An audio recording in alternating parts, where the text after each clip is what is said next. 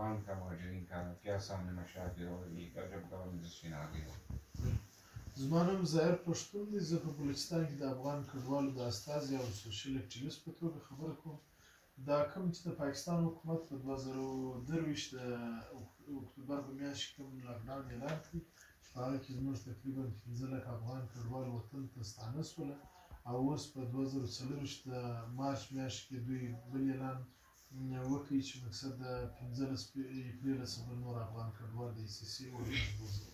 دا د افغان کډوالو پر ژوند باندې ډېر منفي تاثیرات وکړي، خصوصا د هغو افغان کډوالو چې مقصد دلته روزګار درلودی، دلته د ژوند سهولیات برابر دي، نو هغه افغانان ډېر سخت په بیره کې اخته دي. نه یوازې چې د افغان سټیزن کارت بلکې د پی او آر کارت درلودونکي هم په دې ټینشن اخته دي.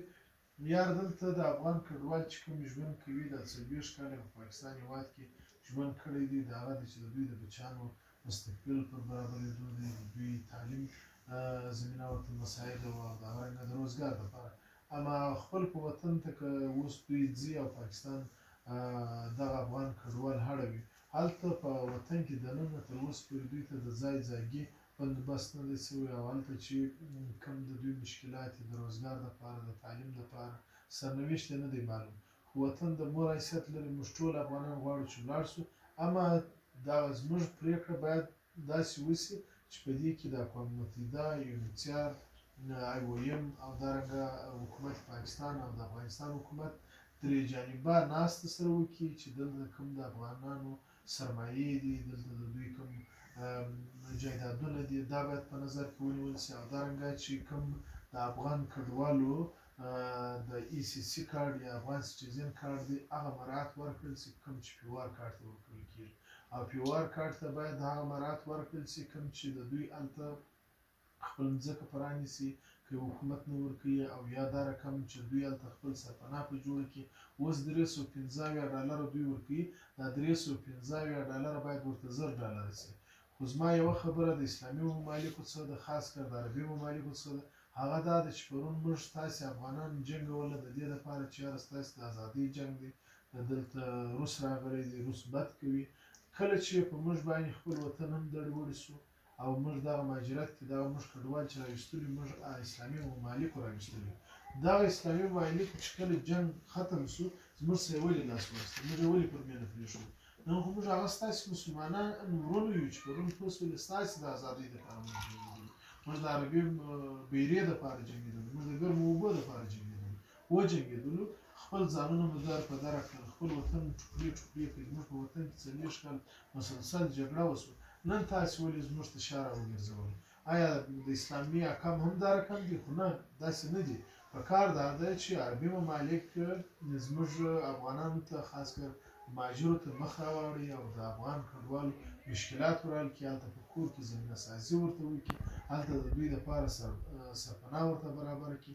او یو د دنیاوالو څه دا غوښتنه ده، پرون همدغه خلک چې موږ نن د بشریت نارې وهي، نن د حقوق بشر نارې وهي چې موږ د بشریت د بهبود دپاره کار کوو، همدغه خلک راتلل په همدغه کیمپو کې په پاکستان کې پر کیمپو څرخېدل، ویل ول یاره تاسې ولاړ شئ، ستاسې وطن قبضه شوی دی، تاسې خپل په وطن کې وجنګېږئ.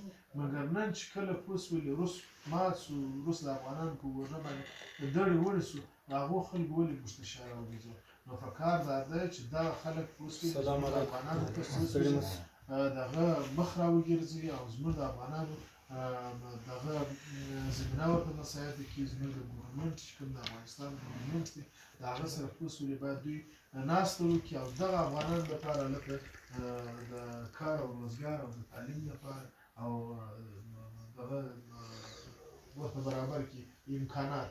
او خپل د حکومت څه زموږ دا غوښتنه ده چې زموږ حکومت باید د دغه 4 لسیزو چې کوم افغانانو څومره دغه کډوالو جبر، ظلم او دارنګه پوه شولې خوارۍ لیدلې دي، یعنې په افغانستان کې چې هر حکومت راغلی دی، د وروسته انقلاب څخه وروسته همدغه مهاجرو یې دفاع کړې ده، همدغه مهاجرو قربانۍ ورکړې، همدغه مهاجر پوه شولې تللي دي، د دوی په خوله باندې جنګېدلي دي، د دوی په خوله باندې دا د هغه خلکو بچیان دي، د مهاجر چې کوم پراته دي، چې د دوی په خبره باندې هلته جنګېدل، خپل سرونه یې قرباني کړي.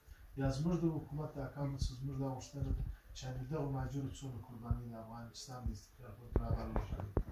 Zafar, so the people here, are they ready to go back to Afghanistan, and why not?